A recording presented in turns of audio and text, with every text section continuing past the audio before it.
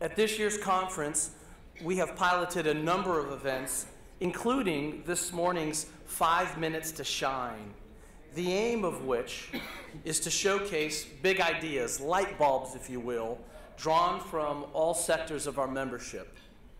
Those potentially shining moments that may or may have not been acted upon, but yet stimulate us to think different. Thank you, Steve Jobs. So, at the end of the session, the audience voted on which 5-minute presentation, which light bulb they would most like to have presented or shared with you all at this luncheon. So here we go. To share this with you, please welcome Leeward Assistant Theater Manager at the Leeward Theater at the University of Hawaii Leeward Community College Theater, Lehua Simon. Lehua Simon.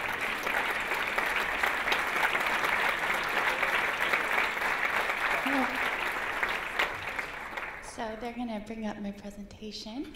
And I just want to tell you all that this is the first time I'm speaking to this many awesome people all at once. So I'm hoping I can have the power to shine for you today. Okay, so we're ready to begin. And my name is Lehua, and I come from the Leeward Theater. You're going to go back one slide, thank you. I come from the Leeward Theater, which is located on the leeward side of the island of Oahu. And things are getting crazy now on the projector. So I'm just going to see if they can figure it out. Yeah, but I come from Hawaii and I work at the lovely Leeward Theater. And when I started working there, someone told me that you're going to go back one slide. Back it up. Back.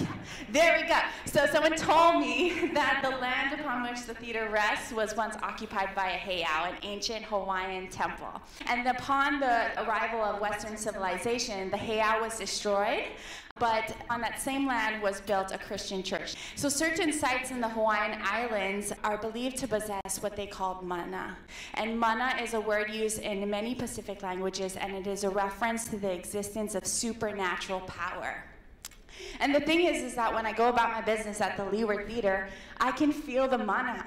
I feel that the theater I work at is really a temple built upon land that has been dedicated for temples throughout the ages. And maybe I'm just imagining that, but also maybe there's not really a difference. So anyways, recently the Leeward Theater was blessed by a new theater manager, and when he arrived, he brought with him a flying pig, and I've decided that this pig will be named Dangerfield. So Dangerfield is not actually a flying pig because those don't exist. He's really a piece of porcelain glass, and around his neck we've strung a kukui nut lei.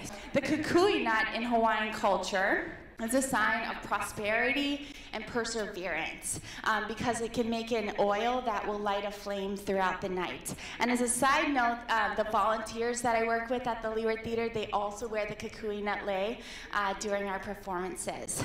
And what I want to say about Dangerfield is he is a piece of art, but he is also a flying pig adorned with the sign of prosperity and perseverance.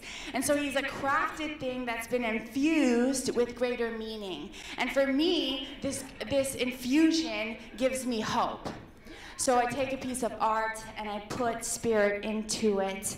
And when I do that, it gives it supernatural powers. It gives it the mana, and it's the mana of hope.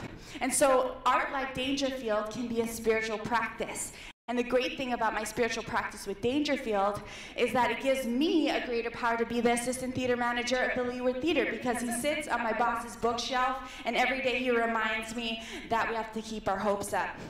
So the mana that I'm putting into Dangerfield is equal to the mana that he gives me back.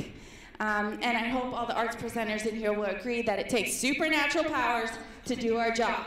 So I wonder if what would happen if we infused the arts with a greater sense of spirituality, if we tapped into the mana that exists in our theaters. Would this perhaps return us to the true power of art and give us what we need to do our jobs better? I don't know, because I've only had Dangerfield and my new theater manager for like 6 months, and we're still wondering how to bring the Spirit back to the theater and how that will support us. But I came up with 3 things that have helped me over the last year. 3 spiritual practices, and you're welcome to use them or come up with your own.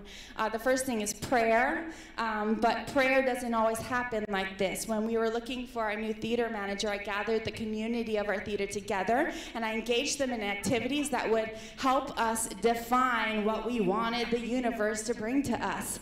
And in a way, we were praying, but I didn't tell them that.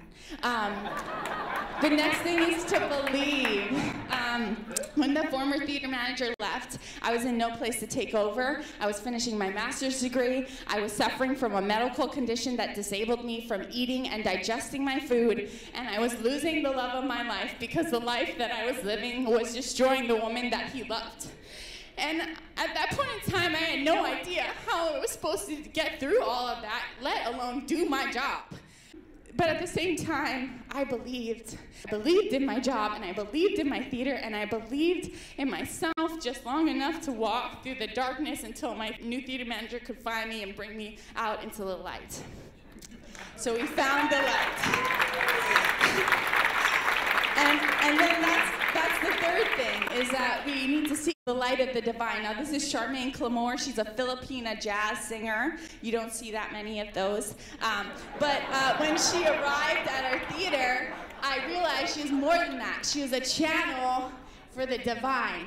And when she sang, the people of our theater could hear the divine, and they could see the divine, and then they could feel and know the divine through her. And what I want to say and ask you all is, isn't that what it's all about?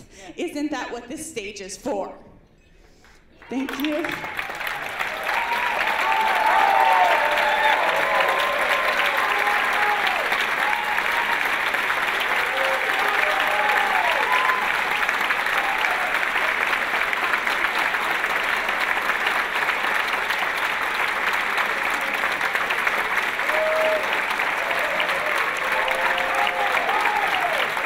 Lehua, come on down. Lehua.